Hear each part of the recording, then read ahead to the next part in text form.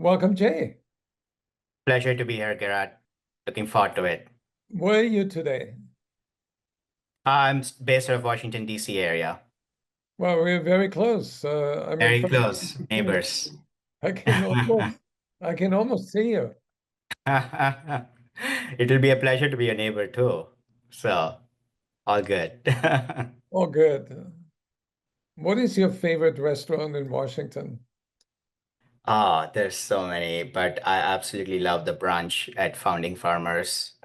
We have a few options to go to, but we usually visit the one by McLean, which is closest to us. Definitely one of my best places to hang out. It is one of the top 10 listed restaurants in the Washington, D.C. area. And Founding Farmers has probably about, what, 15 or 20 restaurants on the East Coast. Hmm. And what I love about it is it's all fresh. Yeah, farm to table. Yep, exactly. So Yep. the last time we talked about AI, we talked about so many things, and what I found fascinating is your terminology of comparing this to a symphony. So what does an AI symphony mean to you? And how does it apply to selling? How should we think about that as sellers? Yeah, absolutely. So, Gerard, what I really mean by that is obviously AI has been around for a long, long time. I know we talk about it day in, day out today, but if you think about it, it has been around for a little over 15 years in context of commercial adoption of AI. And obviously AI has many flavors and very distinct applications across many use cases, right? So this notion of Symphony is really important, especially at this point in time when we are talking about AI so much, there's a lot of noise, there's a lot of great innovation coming at an unprecedented pace at us. So really, if you take a step back for a second and think about it, um, most organizations over many years have obviously built some AI and machine learning capabilities to drive those insights, especially in commercial contexts, specifically for sellers and things like what's my sales forecast going to be, what's my score, how do I prioritize my jobs and tasks in a day, things of that nature, right? So those insights have been around for quite some time. I do see a lot of organizations having actually mastered that to some extent over time just because of the machine learning capabilities, right? And now, if you kind of fast forward it a little bit, over the last 2 to 3 years, more specifically, we're seeing a lot more of generative AI capabilities, which has an amazing power of consuming a lot of enterprise data, both structured, unstructured, and put that in a very precise, summarized way that could be applied in many use cases, right? So really about being able to like take the contextual and conversational nature of this data and then make it applicable in various conversations, various situations, makes it really compelling. And if you fast forward further to today, we are talking all about agentic AI, right? So we are kind of shifting from, tell me how to do it, how do I do this task, to do it for me, which basically means you're kind of relying on AI to do a few tasks for you, right? So the idea here, when I say AI Symphony, is really about bringing all of these different forms of AI and putting it in context of customer journey and making it really work for a seller, right? You can pick one use case, be really passionate about agentic AI, but if it is really adding a very small incremental value for a seller in a day, it is not going to really move the needle for you from top line, right? So I think Right. this notion of AI Symphony is really going to bring all these forms of AI and really amplify what AI can do for sellers in commercial context and also for other departments more broadly. Yeah. So we were moving sort of from ChatGPT to the age of the AI agent, and then next year is going to be something totally different. And of course, orchestration is right now a critical function. I want to go back to real basics. what are right now that you see the key forces of change? Yeah. Um, Great question, Gerhard. Obviously there are many, right? We are seeing a lot of convergence of factors like business urgency, the pace at which we are seeing innovation with models really improving each day, right? We talked about ChatGPT 2 and now we're ChatGPT 5 and every model really kind of really taking that a notch higher each day. And then the access to how much of enterprise data and also outside an enterprise, there's access to all this data in the form of social media for B2C scenarios, even for B2B in many contexts. How are you able to like really take all of this data and process it and apply it to a use case has become a lot more accessible. And then lastly, this is obviously not news to any one of us. There's tremendous amount of excitement across the organization, starting all the way from the boards to the C-suite execs and all the way down, right? Everybody's intrigued. How do I make this part of my life? There are obviously other sides of it where people are thinking about, is it going to take away my job? So clearly a lot of excitement, interest, which brings it as a absolute need for like force that's changing how people are thinking and forcing them to move in a certain direction, right? But if it were to just like play it back, right, the business urgency specifically, I see a lot of leaders kind of really talking about like, hey, we have to get on this board train of like adopting AI, otherwise we are missing out. So clearly there is a fear of missing out. And when you put that in perspective, some organizations have already started seeing some top line growth, right? So be it the productivity numbers, but also in terms of the revenue impact it has. So it comes in the form of like really sales teams kind of being productive by using some of this AI, agentic AI capabilities or generative Alex. I want to send out an email. I can draft a quick email. So it's a matter of urgency to obviously act now and not miss out from your competitors by not adopting and waiting for the right data to be set up and things of that nature, right?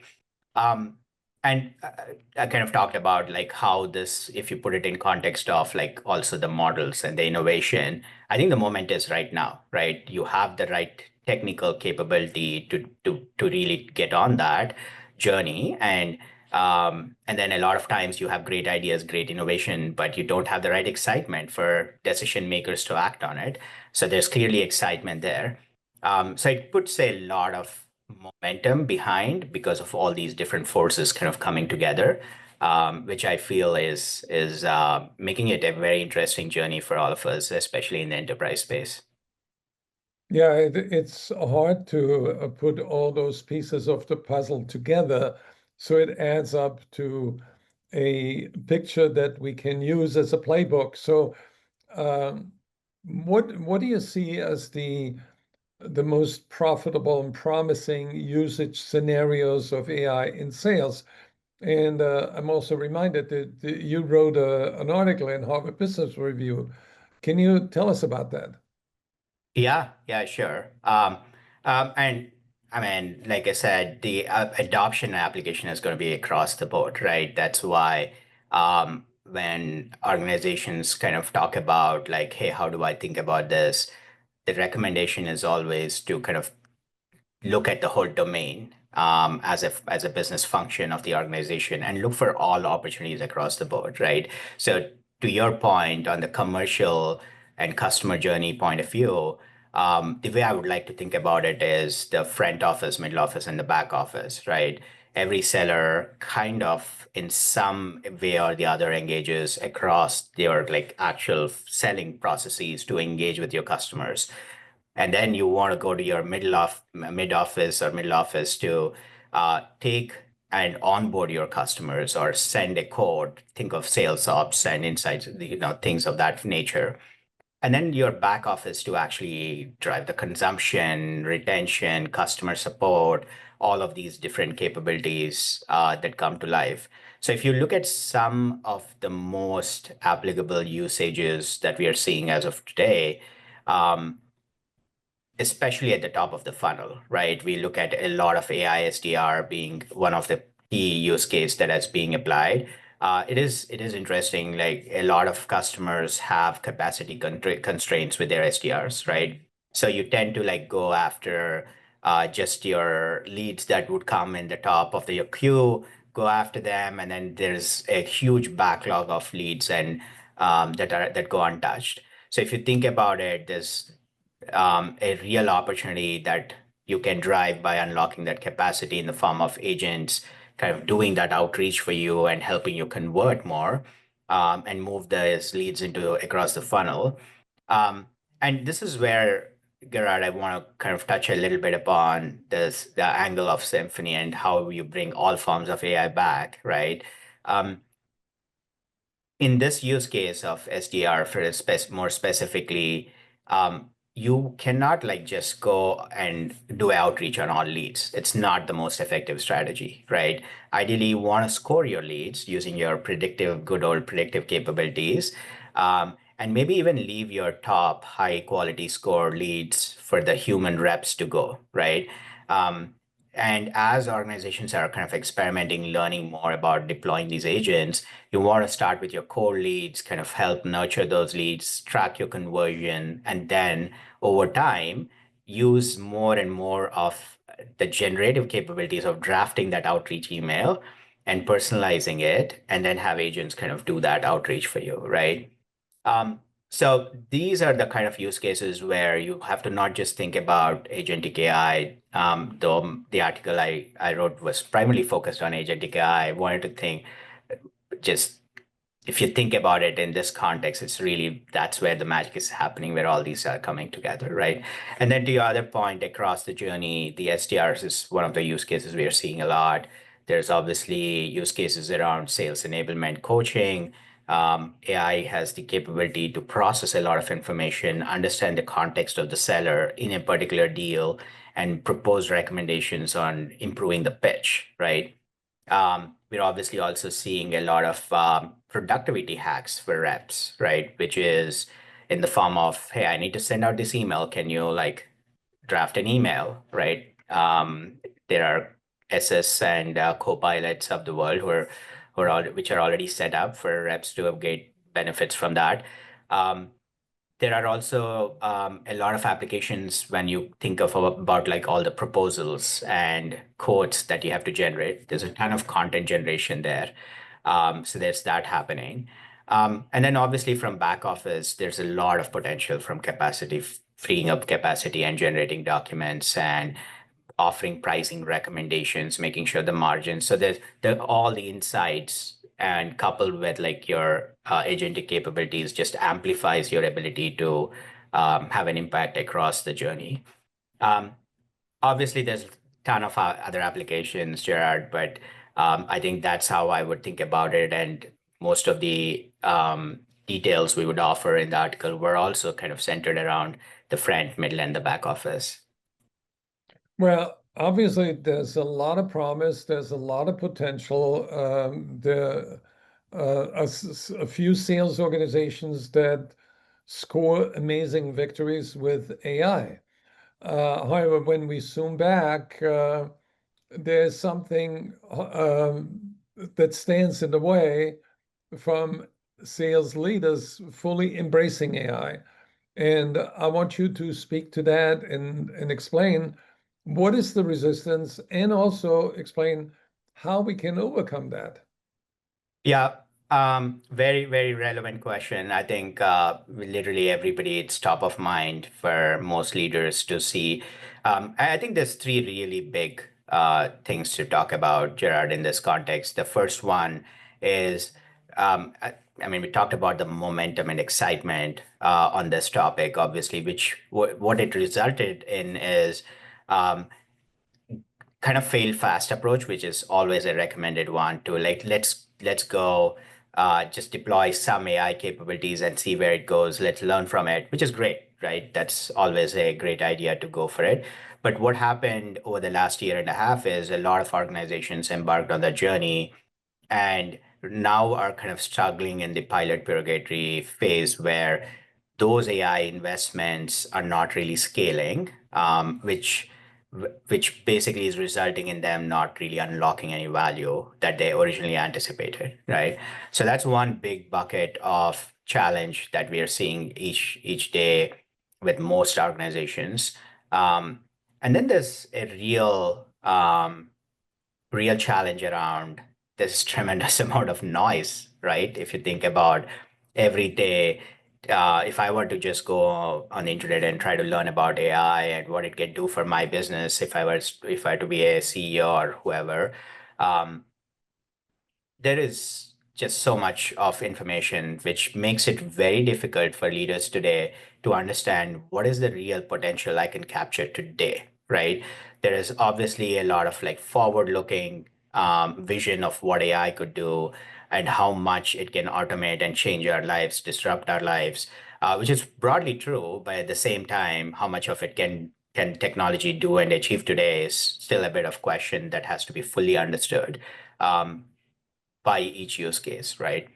And then the third one, more from the tech enablement, we're seeing a lot of leaders really stuck in this platform choice, right? There's a ton of vendors out there. Obviously, a great time to be offering AI solutions. And at the same time, um, this also relates back to the pilot, right? If I am experimenting quick, I would ideally want to start small, pick something that's not big to build. But at the same time, all of these different point solutions are not going to scale, right? So a lot of CIOs and tech leaders are currently grappling with this question and idea around how do I make a scalable platform choice that will really help me make and move the needle across the enterprise and not just by business domain, but give the business leaders enough acceleration by adopting AI, right? So I think that those three are the big buckets. And just to double click on some of those. So especially on the pilots, we saw an article that came out a few weeks ago, I think, from MIT. Roughly 4%, 4 to 8% are the ones which are actually capturing value. So if you think about it, it is it is a very low percentage. I mean, tech investments traditionally had this challenge of not fully unlocking value, be it the CRMs of the world and even the ERPs and even more specific domain specific applications had a traditional challenge. But especially what makes it unique with AI, especially is how do I I know this use case worked. The experiment didn't fail, right? But I'm still not going to get value out of it tomorrow or day after. So how do I kind of change the dynamic or sequencing here to make uh, real impact to my business? And if you think about what is really causing this, and the underlying reason is a use case is never going to move the needle, right? It is really about how is my business going to change? My business process or workflows and tasks can be automated through agentic AI. Needs to be looked at holistic. You got to like really assess the impact each one of these cases can make and have a clear roadmap of what am I going to work towards, right?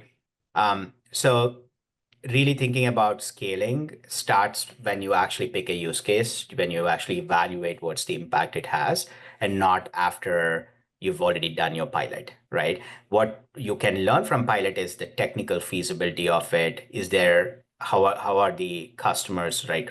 And how do you measure it, right? Like, is there real conversion, or was it more of a outreach but not really moving the needle? So I think really making that tracking that, identifying the right use cases, putting it all together, and having a plan before experimenting is a big unlock there.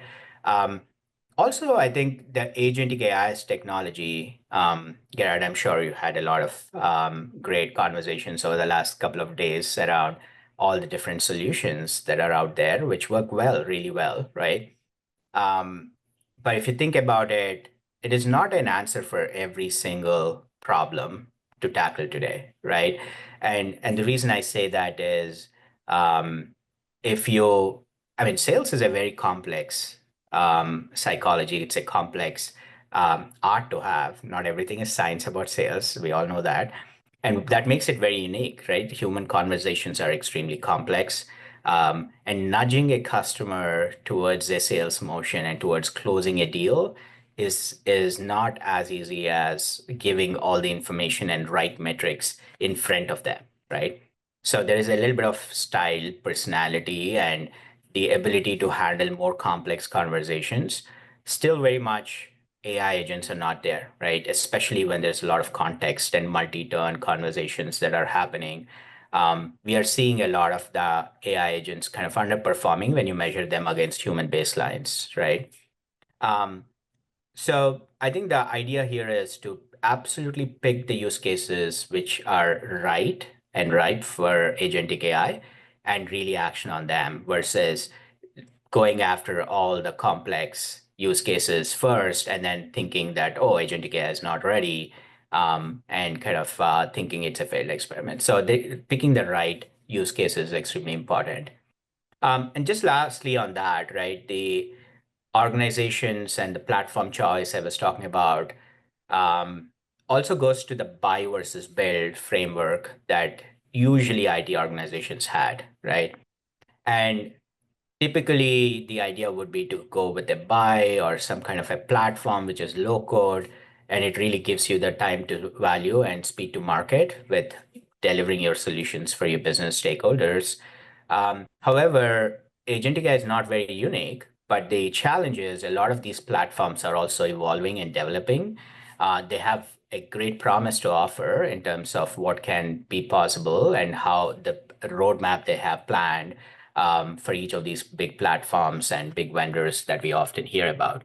But what we are seeing is there's still kind of, it's a bit of work in progress, right? And we talked about how fast AI is evolving and innovating, which makes it very difficult choice for leaders in IT, especially to think about the scale and picking a platform when it is still growing and evolving. So I do see that as like a big challenge a lot of leaders are facing. So, I mean, there's plenty more, but obviously, absolutely every conversation I have end up going in one way or the other. Either the peer, I've done a lot of pilots, not getting value. Hey, how do I pick my platform choice? That way I can actually scale all my use cases and obviously making sure you have a right structure in place from the systems and tools point of view too. Just got an audience question. Gene wants to know which tools does McKinsey use to multiply their consultants' time? So we use productivity tools. We have a homegrown tool called Lily that we use. There's plenty of press and articles out there, so I would strongly encourage you to read. Um, Again, I think it's there's ton of options to kind of take your own capability and then build agents off of it, making sure productivity can come in different forms depending on your role and depending on the things you do. But we do a lot of that agentic AI and generative AI agents that we've already built homegrown on our side. Right. So I have a confession to make. Before we did this event, I went online and I said, "Who are the top consultants in agentic AI?" And I got, of course, you know the list, you know your competition, and then I ask, what are their philosophies in terms of implementation so we can do this right? How do you hire the right consultant? But what I found is that the advice was all over the place. There was no consistent vision that the big consulting companies share on how to do this right. So I want to know, what is Jay's um, golden standard for doing this right? Yeah, I mean, again, I would give it more from my personal experience here, more so than speaking for other organizations or ours, for that matter. And Gerhard, to your point, there's no one size that fits all, right? And I would also caveat saying that we're all learning how to do this right. I think that's important to recognize that we are in an ever-changing world of AI where it's very rapid, very much unlike what we've seen before in terms of the pace of innovation. Um, but if you take a step back and kind of think about it, right? So to your point, should we go big, small? It really goes back to like, what do we envision AI? What role do we envision AI to play in an organization? And it is typically a horizontal capability that applies to all the different business functions, specifically to one domain, the different capabilities within a domain, and so on and so forth. So it is really very much a horizontal. It's not of some people kind of think about it as like, hey, I got to like just put a dot across my end-to-end journeys. There is like moments where I would fit in, but I think there's a real need to take a step back and think, how is AI going to be a muscle for an organization and a horizontal capability, right? And having a clear vision about what that means and how do I and it goes back to like a business function, a business capability, and you have tons of workflows and tasks and processes. And there's a very intentional need here that organizations should take to kind of rethink and reimagine. And we keep talking about sales teams and commercial function specifically. So I think there's a need for us to like think about, is this how I would like reach out to the customer, or should we really deploy a human capacity to do this task versus an agent, right? So that rethinking is going to force us to get creative about deploying agentic AI and other AI capabilities. So I think that's basically the big thinking angle there. And every organization is going to be forced to go down this path of like, hey, what is this going to do to my business? What is this going to do to my business function or department? And when it comes to execution, um, we talked about like the experimentation and learning being extremely important as you scale this, both from the risk point of view, both from the also from the angle of learning to actually deploy this at scale. And when you are in the process of scaling, you should absolutely have a strong measurement framework to assess the impact. You're fine-tune the agents, right? The first time you actually deploy something, you're probably not going to hit it right? With the tonality of the agent. A lot of this is conversational, right? That's something for us to be like very mindful of and is very important. So just automating workflows is not the end goal, but how do we actually have a conversation which is going to make someone feel like clicking on it, which drives the conversion rate, right? Or which provokes your customer to ask follow-up questions. So to be able to do that, I think there's a real need to fine tune that over time, and that makes it really interesting. The last thing I would also say is, like on one side, we are saying to your point, like go big, do all of these things, rethink, and then start small, experiment. And I think that's where, Gerhard, I feel like this has to be a bit more top down and bottom up, right? The top down angle is you should have a clear vision of where you're going. What do you think you can do with your technology today and kind of build off it that way?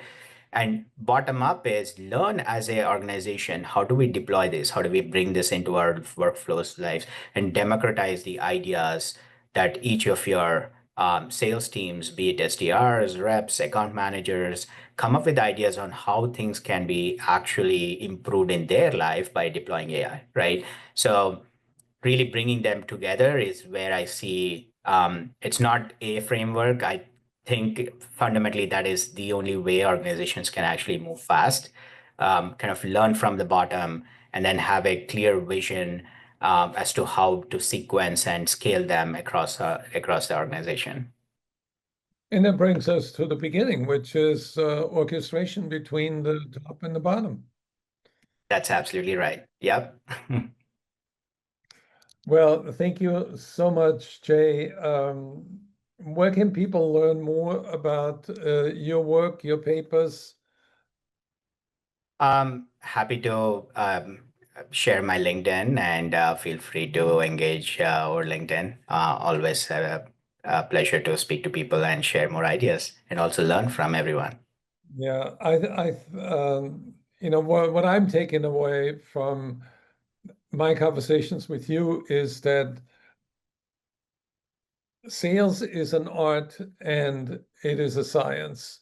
And as science like AI increases the potential for faster, better, cheaper results, we need to improve our artistic talent, our capacity to shape the future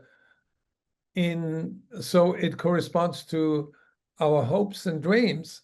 So as we become more technologized, we need to become more human and become more creative so we can imagine a much better future.